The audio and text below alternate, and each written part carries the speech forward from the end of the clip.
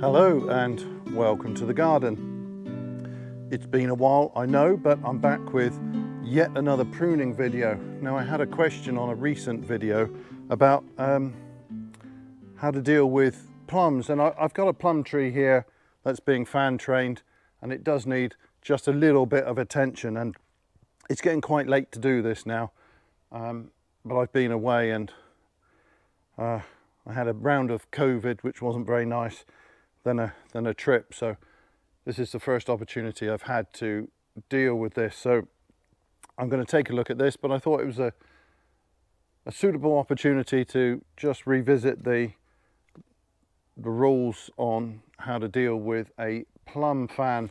Now, I have done a video on pruning an apricot fan, and I went into that in quite a bit of detail, and in fact it's more or less the same. So the apricot is really a type of plum. It's another name for it is the Armenian plum, and you can see that from the way it grows, and of course the shape of the fruit and the seed and so on. It's a mistake that's sometimes made to think that the apricot is perhaps more closely related to the peach, but it's not. It's effectively a plum, and it's less obvious with the nasty things that you might find in the supermarket. But if you've grown your own apricot and you manage to keep one on the tree, keep the birds away until it's perfectly ripe, then the resemblance with a plum is a lot more obvious. It's a really juicy, succulent fruit, deliciously sweet, lovely. Those bullets from the supermarket, they're nothing like the real deal. So if you get a chance to grow your own apricot, I highly recommend it. But plums, so I've got a young fan here. You can see it's still got quite a bit of work to do to fill out this space. Now, it does depend on what sort of plum. It depends a little bit on variety, about whether it's a Japanese or a European plum. But essentially, they can fruit on 1 and 2-year-old wood, maybe near the base of 1-year-old wood sometimes. But a lot of the crop is going to appear on short spurs. Now, the spur systems on plums, they're nothing like the spur systems that develop on things like apples and pears. They develop really large and long-lived spur systems, and the spurs on a plum, they're much shorter and in many cases fairly short-lived. Again, it does depend on what sort. Some of them, the spurs can live a lot longer. So the plums bear on older wood, so you don't have like with the peach or the sour cherry, where you have that renewal pruning that you have to do because it only bears on the 1-year-old wood. With the plum, there's a lot less work because this older wood that's here already, this wood is going to be productive for some years to come. So you end up with a fairly permanent framework here and not too much to do except deal with the new growth from this year. At some point, when this plant gets quite a bit older, some of the older wood will become less productive, and at that time you can start to thin out some of the older wood, prune out some of the main branches there, back to buds or shoots that can replace them. So if you've got an old fan and it's not productive anymore, you can start to rejuvenate that over the course of several years by cutting out some of the major branches and replacing them with new.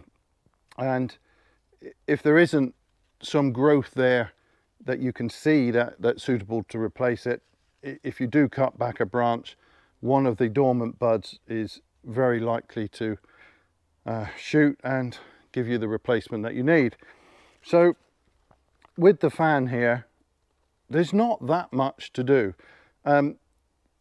The first thing is to just look at where the main branches are and where you want to position them, which ones you want to keep in order to fill out the space that you've got available. If it's too crowded, obviously you've got to choose something to cut out. So that's the main job here, and this one doesn't have much that I need to remove. And then if there's something growing towards the fence, so there's one at the back here, there's an annoying branch that's growing in behind the fence, that is never going to be of any use. So anything growing that way can be cut out entirely. Now I don't have a huge amount of growth coming straight out here. Sometimes you will have, and if you do have shoots coming out, if it's at just a little bit of an angle to the fence there, you could pull that shoot in possibly, but if it's coming straight out, it's not helping. You want to cut that back. At this time of year, if it's coming straight from this main limb here, you'd cut that back to about 3 buds past the basal cluster, exactly the same way as you would if you were spur pruning an apple or a pear.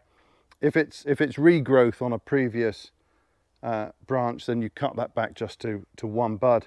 So very similar to spur pruning the plum fruits, but otherwise those limbs need to be dealt with. I've got a couple down here. It's coming out quite low down, this branch. It's not really of much use. This one here, I'll bring the camera in closer in a second. I'm probably going to cut that one out as well because it's growing in the wrong direction. But that's essentially it. And I need to go through some of these branches. You can see at the ends here, the new growth. One of these has died back, so this is some unhealthy wood. Always, wherever it is on the tree, if it's possible to remove unhealthy wood that's died back, cut that back into some nice healthy wood and get rid of it. But you can see I've got a couple of branches here that are close together. I'm going to pick one of these and remove the other, but there's not too much to do. Anything going that way, get rid of it, and then branches where you don't want them, cut them back nice and short, and hopefully those short branches will develop some fruiting spurs, and you can see some nice spurs on here starting to develop. I'll bring the camera in and show you where these are going to bear their crop next season. So I don't know how well this is going to show up, but I mean, we've got one spur here that's going to bear fruit next year, and then we've got these even shorter ones just coming off of the sides of the branches there, and these are going to crop next season. And these are all the way along the branch, these short stubby little spurs. That one has just grown a little bit more than the others, but they're not large structures, and they don't tend to get particularly large. There'll be a little bit of growth there over the next few years, but these should bear for several years, and that's what we want to see here. And if you find that you're not getting much of this, it may be that you've got too much vegetative growth, and it wouldn't be a bad idea to then prune back and encourage some more of these to develop. But this one looks as though it is producing lots of nice young spurs. So here I've got a little bit of dieback. I'm going to cut that back into nice healthy wood. This one at the back I'm going to remove entirely because that has died back up the top here. That is not very good at all. So I'm going to come back here and remove that entire shoot. I mean, there's no disease there. If you look across, you can often see a problem when you cut through a stem, but that wood there is really nice. There's nothing wrong with that wood. So I'm not worried about there being any disease there. Just for some reason, the end of that stem has died back, and it's not that uncommon with the stone fruits to get a fair bit of this dieback. So that is not a problem. And then I don't like this. These two branches are too close together. That angle is not nice. So I'm going to pick one of those. And I think I will pick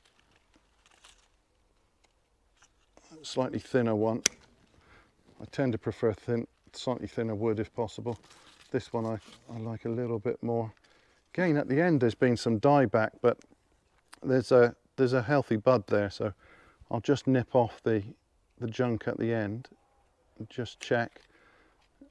wood is perfectly healthy. So it's just a fairly common thing with these plum trees. So that branch is great. I will bend it down a bit, and that's all I need to do there. I've got a branch that's growing vertically here, and I always say that I don't like vertical wood.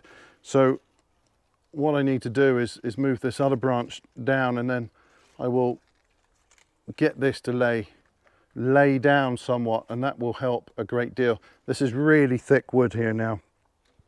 Very often that turns out to be unproductive, but this is the one I showed the spurs on, and it doesn't seem to be having too much trouble.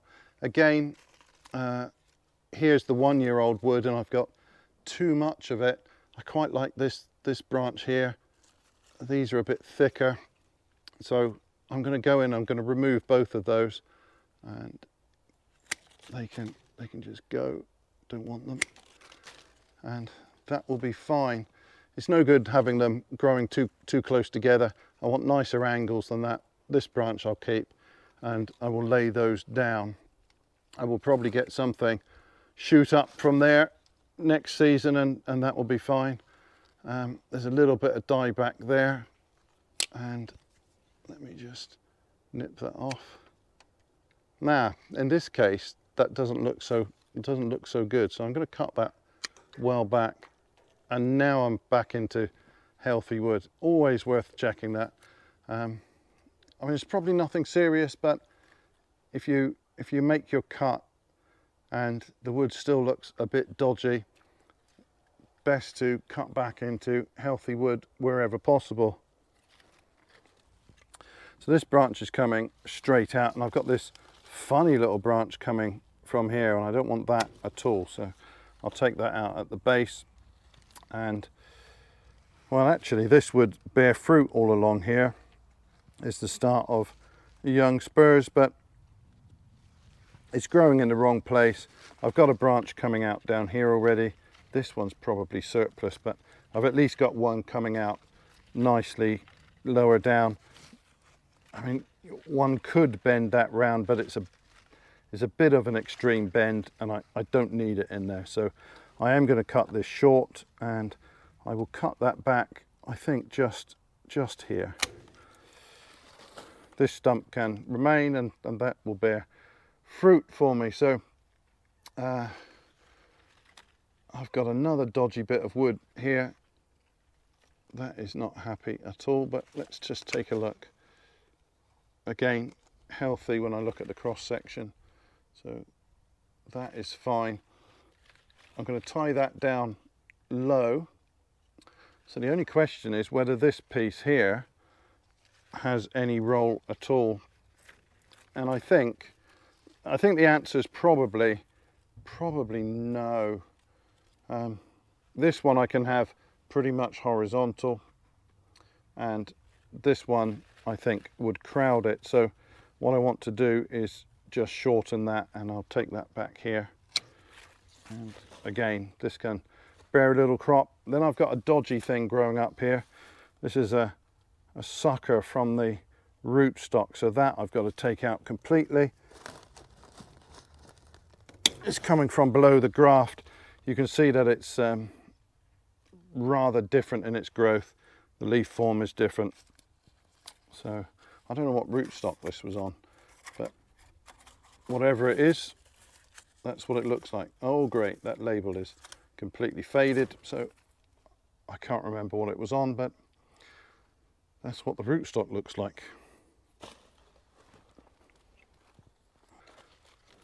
Well, what have I got here? This is a very nice branch. I will probably have to shorten that. I've got something growing behind here. Now normally I'd just nip that off, but I'm just going to see if this can be repositioned in any sensible sort of way. And actually it can, and that wouldn't be too bad at all. So although that is growing a little bit towards the fence, I can rotate that just a little bit, and it will sit quite happily there. And this is then perfectly spread out. What that leaves me are these two bits sticking out the front, and these are far too big an angle there to bend that round. That would be harmful, I think. So these need to be nipped off. So I'm going to take that one back there, and let's see, back here. So these will bear fruit next year. I can see the fruit buds developing already, but they're not of any use for filling in the framework. I've got that branch there. That one's nice. This one here is lovely.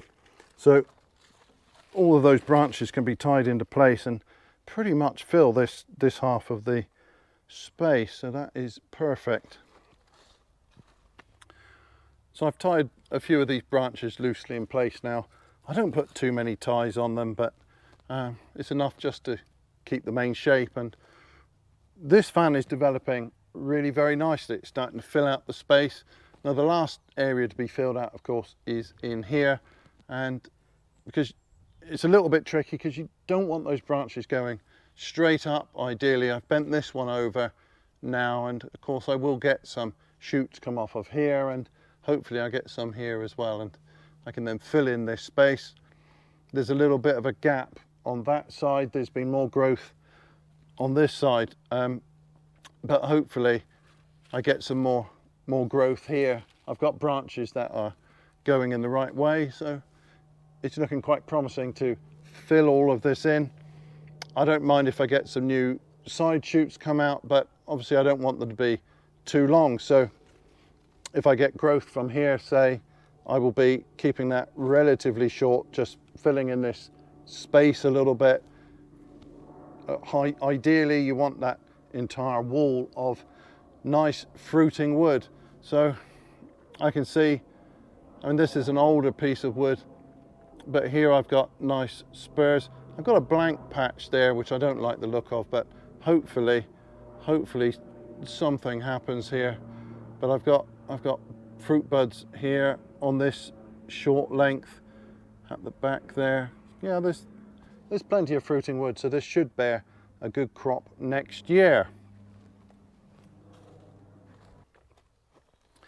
So as I mentioned at the start of the video, this is getting a little bit late for pruning these. You can see some of these leaves are going over, and the tree will soon be packing up for winter. And to minimize the chances of disease, and the stone fruits are all pretty susceptible to various diseases, it is better to prune when these are actively growing. So from bud break in the spring until, well, round about now, and in that way those wounds are more likely to heal up nicely before we get into late autumn and winter. So if I'd left this for, say, another couple of weeks, I would probably then have left them alone until next spring. That's safer. And then after bud break, when they start growing away, then they can be pruned happily once again. But I think it's just about okay to prune them now, depending on conditions. And well, actually it is a baking hot, glorious day here. A little bit too hot for my taste, but not bad for the start of autumn. But anyway, that is all for this video, I think. Thanks very much for watching, and bye for now.